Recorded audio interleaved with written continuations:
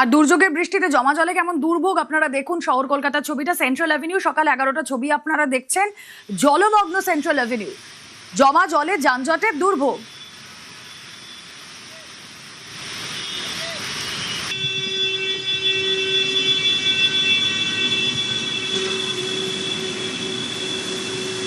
না না, আগে তো জল বৃষ্টি হতো কিন্তু এত তাতে জমতো না পানি, এটা অল্পই বারিশ হয়ে আমরা বারিশ ভরে গেছে এখানে। তো বললাম আগে হতো কি খুব যদি ঝমঝম করে বারিশ হতো তখনই এত লাপালাপ হয়ে যেত, কিন্তু এটা অল্প বৃষ্টি হয়ে পুরো লাপালাপ হয়ে গেছে পুরো। ছেলেকে কোলে তুলে নিতে, হ্যাঁ কিছু করার নেই, সময় হয়ে গেছে, নিয়ে যেতে হবে স্কুলে।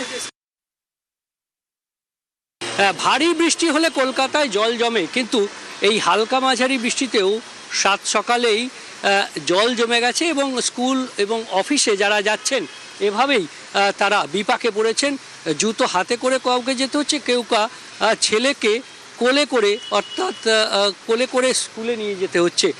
সেন্ট্রাল এভিনিউর ইসলামিয়া হাসপাতাল সংলগ্ন এলাকা সেন্ট্রাল এভিনিউ, সেখানে এই ছবিটাই ফুটে উঠল। সকাল সকাল যারাই কাজে বেরিয়েছেন একেবারে তাদের জলমগ্ন রাস্তায় হাঁটতে হচ্ছে। ক্যামেরায় রাজীবের সঙ্গে বিশ্বজিৎ, নিউজ 18 বাংলা। ভারী বৃষ্টিতে শ্যামবাজার থেকে ঠনঠনিয়ার জলে যানজট।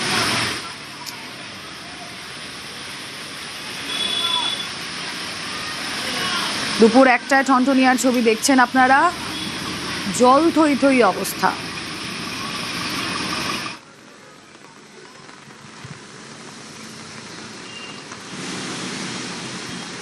গত 2 ঘন্টা লাগাতার বৃষ্টিপাতের জেরে শহর কলকাতার একাংশ জলমগ্ন। আগে থেকেই আলিপুর আবহাওয়া দপ্তরের সতর্কতা ছিল যে কলকাতা এবং পার্শ্ববর্তী এলাকায় ঘন্টায় 40 থেকে 50 কিলোমিটার গতিবেগে ঝোড়ো হাওয়া এবং সঙ্গে মাঝারি থেকে ভারী বৃষ্টিপাতের সতর্কতা দেওয়া হয়েছিল আলিপুর আবহাওয়া দপ্তরের তরফ থেকে, এবং সেই মতোই ঠিক 9:30 থেকে বৃষ্টিপাত শুরু হয় এবং লাগাতার এই 2 ঘন্টা বৃষ্টিপাতের জেরে শহর কলকাতার বেশ কিছু জায়গায় জলমগ্নর পরিস্থিতি তৈরি হয় এবং আমরা ইতিমধ্যে দাঁড়িয়ে রয়েছি কসবা এলাকাতে। এখানেও কিন্তু রাস্তায় জল জমেছে এবং যার জেরে যানজটের সৃষ্টি হয়েছে।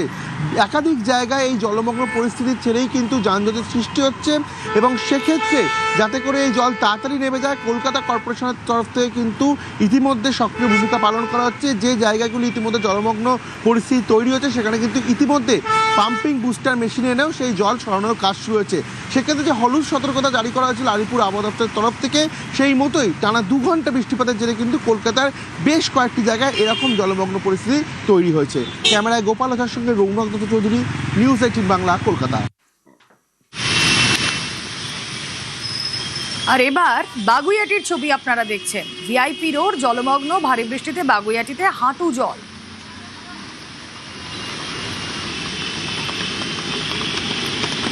শহর কলকাতায় সকাল থেকেই মুষলধারে বৃষ্টি। সকাল 7টাতেই যেন সন্ধে 7টার অনুভূতি।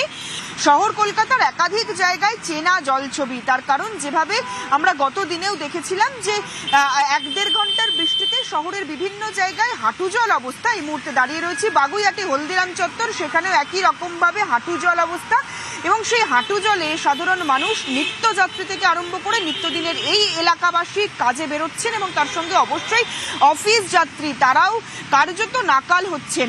নিত্যদিন সরকারি নির্দেশিকা কিংবা সরকারি আইনকে অমান্য করে সাধারণ মানুষের মধ্যে প্লাস্টিক ব্যবহার এবং সেই প্লাস্টিকের প্যাকেট যত্রতত্র ফেলে রাখার যে প্রবণতা সেটা বাড়ছে নিয়ম কিংবা আইনকে বুড়ো আঙুল দেখিয়ে, যার ফলে প্লাস্টিক ড্রেনের মুখে বেঁধে কিংবা ড্রেনিং সিস্টেমের মুখে বেঁধে এই জল চলাচল কিংবা জল পাসিংয়ের ব্যবস্থাকে বেশ খানিকটা রুখে দিচ্ছে, বেশ খানিকটা ব্যাহত করছে, যার ফলেই রাস্তার দুধারে কিংবা রাস্তায় 1.5 ঘন্টা জলে শহর কলকাতার বিভিন্ন জায়গায় এই ধরনের জল জমার ছবি দেখা যাচ্ছে।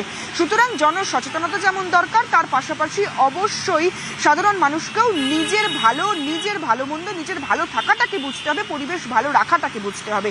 সব মিলিয়ে শহর কলকাতায় একই রকমভাবে 2 ঘন্টার বৃষ্টিতে হাঁটু সমান জল। এই মুহূর্তে হলদিরাম থেকে দাঁড়িয়ে রয়েছে, সেখানেও একই ছবি। ক্যামেরা সঞ্জয়ের সঙ্গে সুস্মিতা, নিউজ 18 বাংলা, কলকাতা। ভারী বৃষ্টিতে দমদমেও জল জমে। দমদমের জয়পুরের রাস্তায় জল থই থই।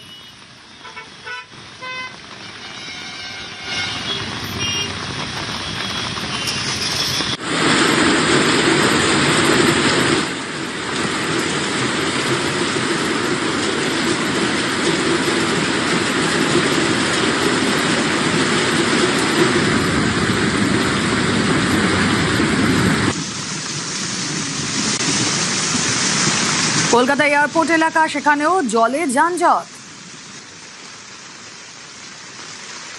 এবার হলদিরামের ছবি আপনারা দেখছেন, হলদিরাম এলাকাতেও বৃষ্টির জলে ব্যাপক যানজট।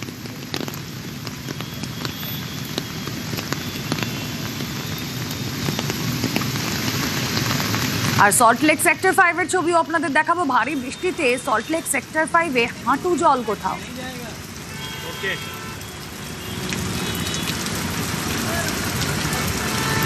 जगह है वहाँ खड़े होने की तेरे को